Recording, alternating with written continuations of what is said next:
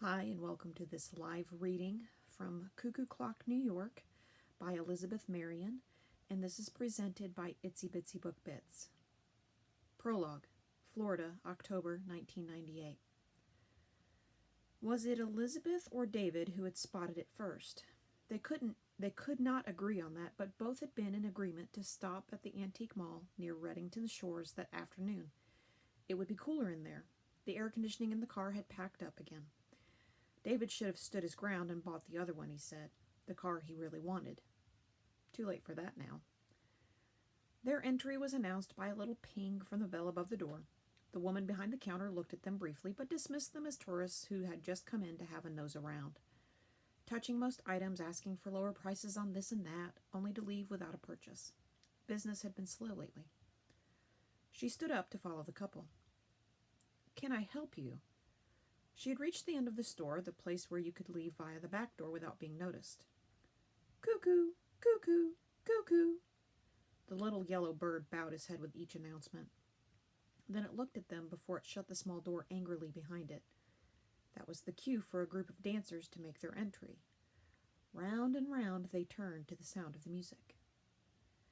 "That is so cute," Elisabeth said with excitement.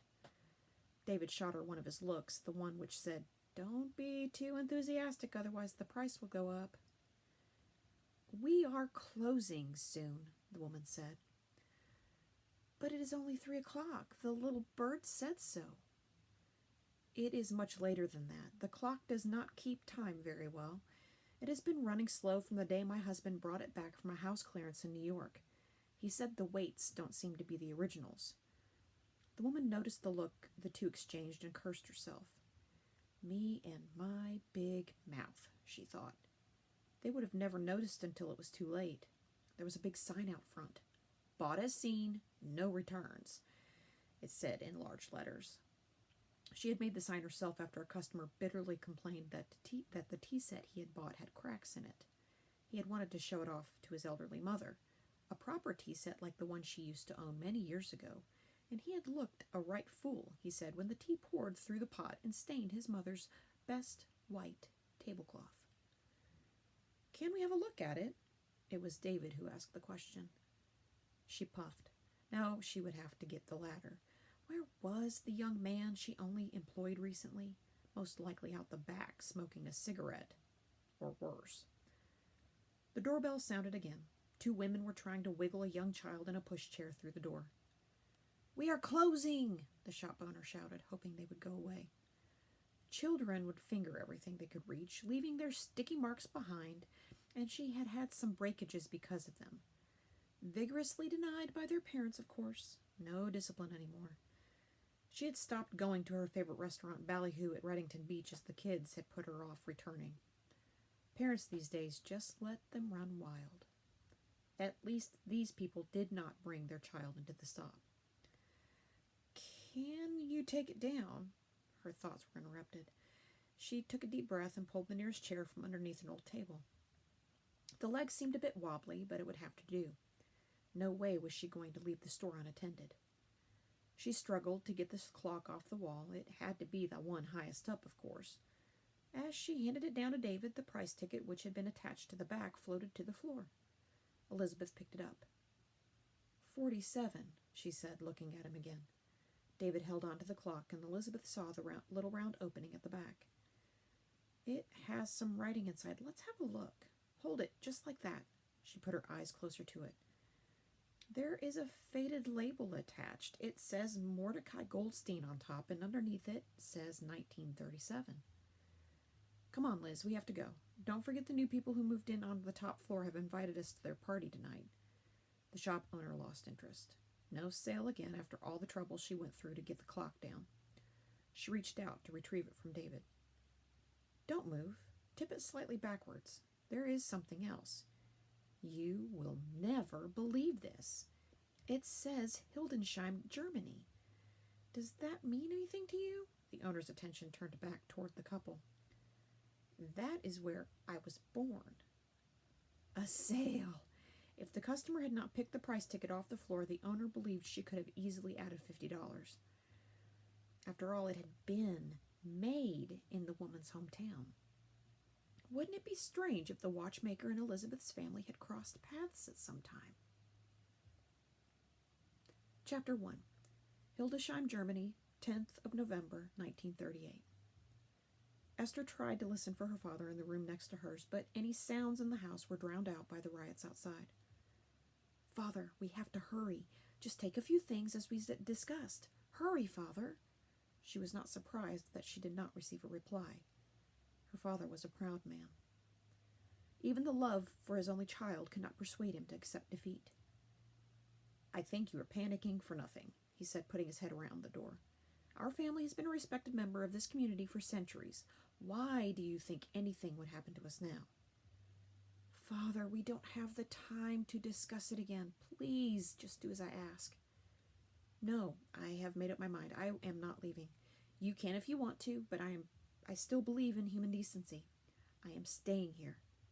This is our home." Esther sighed and put her woolen coat down.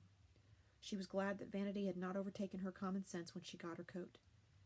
Yes, the fur coat had been very tempting, and her friend had not understood why she did not buy it instead. But what she had really liked about the one she chose was the heavy lining. She had bought it last year when things were still a little easier. "I am nearly done here, and then I'm helping you, Father. Only one small case each, remember?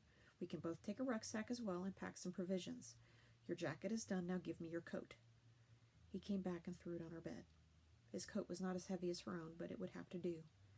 She was an excellent seamstress, a trade she had learned from her mother before she was so cruelly taken from them.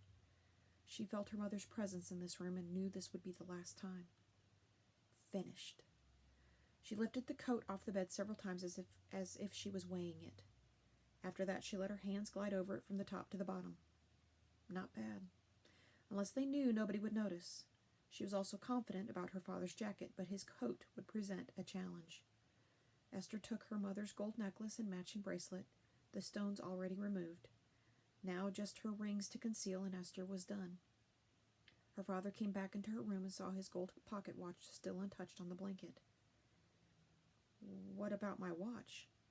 "No, you take it and put it in your waistcoat pocket, like as usual." "But why? Surely it would be the first thing to lose." "Father, we can't travel without any jewelry. Nobody would believe us, and then they would carry out a proper search. Is that what you want?" Mordecai had no intention of agreeing with his daughter. "My Esther thinks I am a fool," he thought. Better that way. There was one thing he was not going to leave behind, and he had packed it at the bottom of his rucksack. It was quite bulky and heavy, and he only had a little space for provisions on top. But unless she insisted he unpack and show her everything he planned to take, there would be no way she would find out until it was too late. They opened their front door as the sun was rising. Esther looked up. No clouds, but dark, angry smoke blew across the sky. It could have been a wonderful day today, she thought. Esther did not want to look to her left, but temptation was stronger. The synagogue was still smoldering. There were broken windows in the houses opposite, open doors, and items of china smashed on to the street. Other doors had red swastikas crudely painted on them. "Come on, Father. It is time for us to leave." The Kesslerstrasse seemed deserted. They kept their heads down and tried to go as fast as Mordecai would manage. Esther had been worried about him for some time and looked at him now.